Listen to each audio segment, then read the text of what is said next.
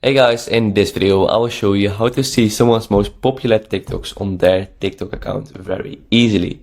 So as you can see, I'm now on the TikTok account of Zach King, and he has a lot of great viral videos.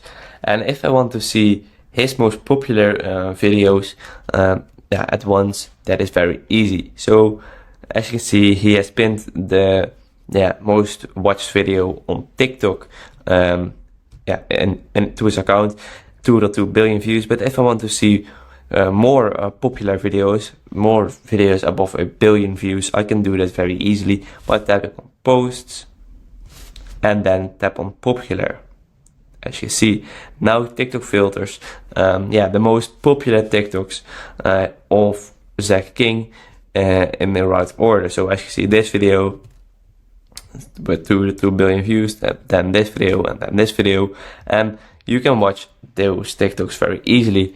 And yeah, probably you know that those TikToks are very good because those videos are the most popular. So if you want to watch good quality TikToks, filter them on popular, and you can have fun. So I hope this video is helpful. If so, please subscribe to the channel, and I'll see you in the next video. Bye bye.